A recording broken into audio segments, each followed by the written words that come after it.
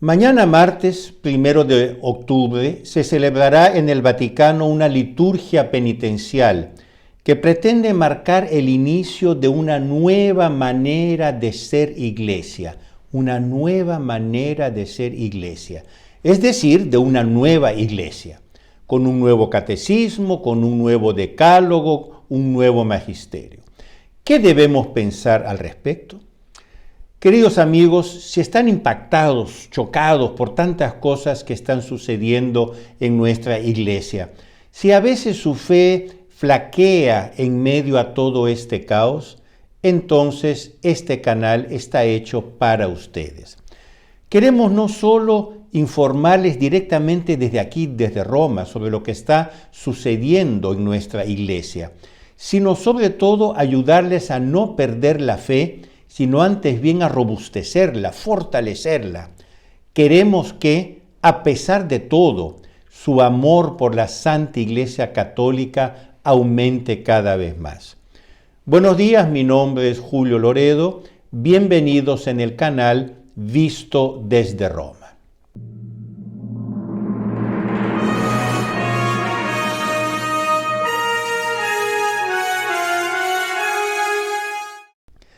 Si aún no te has suscrito a este canal, te invito a hacerlo. Te invito también a darle un like y a compartir este video con tus amigos.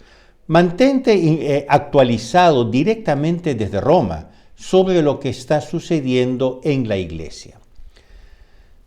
Cuando hace unos días se hizo público el comunicado oficial invitando a esta liturgia penitencial que se celebrará en el Vaticano, en la Basílica de San Pedro, mañana martes 1 de octubre, es decir, mañana, varios vaticanistas y estudiosos de la Santa Sede pensaron que se encontraban ante una broma de mal gusto, hecha para avergonzar a la Santa Sede. De hecho, no hay recuerdo de un lenguaje tan impreciso, tan ambiguo, tan extraño, raro, en un documento oficial del Vaticano. Tenía casi todas las características de una fake news. Sin embargo, tras un riguroso control, se comprobó que todo era verídico y oficial.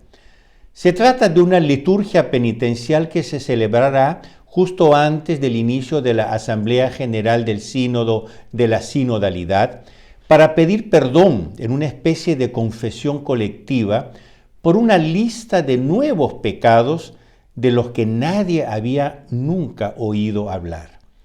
Algunos los han llamado irónicamente los neopecados 2.0, que decir, como si fuese un programa de computador, es decir, pecados fuera de la lista de los pecados que está en el catecismo y sobre todo en el decálogo.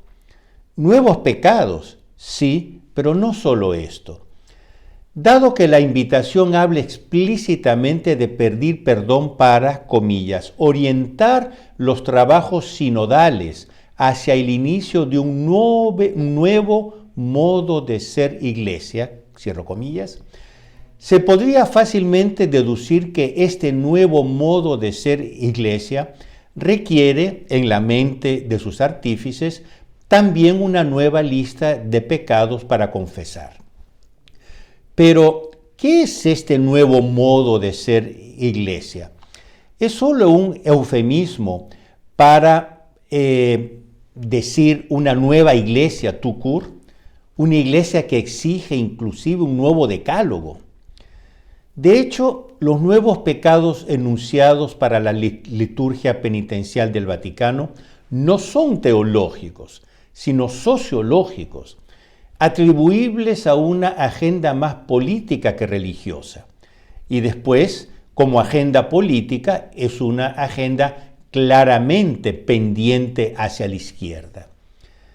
El cardenal Gerhard Müller, ya ex prefecto de la Congregación para la Doctrina de la Fe, habló de nuevos pecados elaborados según una ideología entre género y woke. Quiere decir, sería una mezcla de ideología de género con ideología woke. Y tiene razón. Los nuevos pecados proclamados por el Vaticano coinciden con el neomarxismo cultural. El conocido canonista americano padre Gerald Murray habla incluso de, comillas, politización de la conciencia de los fieles en un sentido izquierdista, cierro comillas. No es de extrañar, por tanto, que entre estos nuevos pecados 2.0 se encuentren pecados contra la paz, pecado contra la creación, pecado contra los inmigrantes, etcétera, etcétera, etcétera. Luego, por supuesto, no podía faltar el pecado contra el clima. Se supone que consistiría en negar el origen principalmente antropogénico, quiere decir provocado por el hombre, del cambio climático. Es decir, sería hoy pecado pensar, basándose en muchos científicos, en muchos, incluso premio Nobel de la ciencia, pensar que la influencia antrópica no es tan decisiva como la propagan los grandes medios de comunicación y las ONGs ecologistas. El difunto cardenal George Pell se preguntaba perplejo, ¿realmente la Iglesia ha recibido un mandato de nuestro Señor Jesucristo para hablar de estas cosas? Cosas estrictamente científicas. Sobre la cuestión del clima, un conocido teólogo planteó una variante. El redactor de la lista de los nuevos pecados tal vez habría pensado que alguien que pretende quemar un bosque entero peca. Pero se pregunta irónicamente, ¿será suficiente para pecar contra el clima no reciclar una botella de Coca-Cola, por ejemplo? Suena cómico si no fuese trágico. También está el pecado contra la inmigración, un tema que aquí en Europa es importantísimo. Pero, por el amor de Dios, me pregunto yo, ¿qué significa un pecado contra la inmigración? Por ejemplo, un policía de frontera, un guardia de frontera, que niega la entrada de un inmigrante porque no cumple con los requisitos legales, no tiene los documentos, ¿comete pecado? ¿O el culpado es su jefe o el legislador que votó esas leyes? Después, según el documento del Vaticano, habría el pecado contra las mujeres. No se habla de pecado contra los hombres, raro. Después, pecado contra los jóvenes. Y yo me pregunto, ¿no existen pecados contra los ancianos también? Un elemento esencial de la ley, sea civil, sea religiosa, canónica, es que debe definir claramente los delitos. A mí no me pueden acusar de un delito que no está definido por la ley. Aquí, por el contrario, existe la más absoluta ambigüedad. ¿Quién peca? ¿Cuándo peca? ¿Cómo peca? ¿Peca venialmente? ¿Peca mortalmente? ¿Cuáles son los contornos de estos neopecados? No lo dicen. Son ambigüedades que solo pueden añadir confusión a la confusión. El decálogo, el catecismo, la doctrina milenar de la Iglesia especifican siempre cuál es la materia definida del pecado. Ahora es todo vago e impreciso. Tomemos el ejemplo del llamado pecado contra la sinodalidad. Sí, señores, pecado contra la sinodalidad. Destacados intelectuales como Stefano Fontana y Robert Royal han subrayado el sinsentido, el nonsense inherente a este pecado. La sinodalidad, según admiten sus propios promotores, es un proceso cuyo resultado aún no se conoce. Ni siquiera se sabe si habrá un resultado o si será un proceso eterno. De hecho, no existe una definición de sinodalidad, a no ser que es un proceso continuo. Ahora, yo me pregunto, ¿cómo se puede pecar contra una cuestión que aún está en evolución? Uno de los neopecados que suscita particularmente la curiosidad es el pecado de doctrina usada como piedra para arrojar contra. Así, doctrina usada como piedra para arrojar contra. Ahora yo me pregunto, ¿contra quién? ¿Contra qué? Las traducciones al inglés a menudo omiten la palabra contra porque no es fácil transmitir la intención implícita de esta frase al público.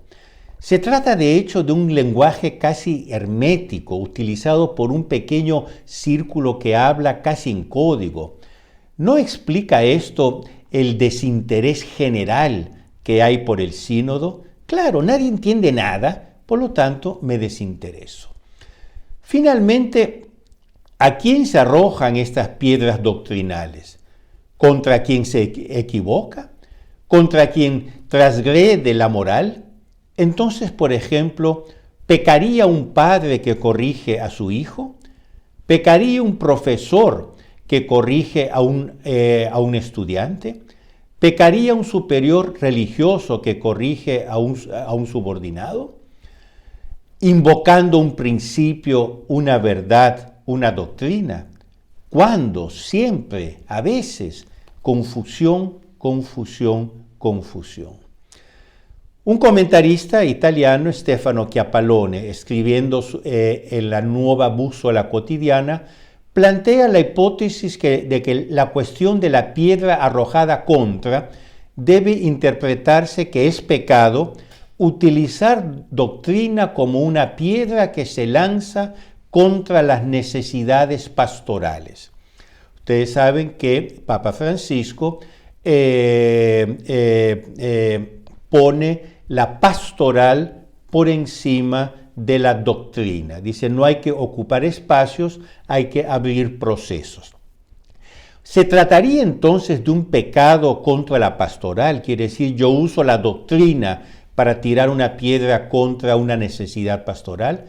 Pero en ese caso, se pregunta Stefano Chiappalone, la frase se puede invertir. Es decir, es pecado utilizar las necesidades pastorales como piedras para arrojar contra la doctrina, rompiendo en 1000 pedazos ese resto de certezas católicas que aún sobrevive en los fieles. ¿Cuál será más pecaminoso?, se pregunta Chiappalone. En realidad, esta ambigua invitación a la ceremonia penitencial de mañana, martes 1 de octubre, parece la tarea de un novato distraído en el Departamento de Comunicaciones del Vaticano.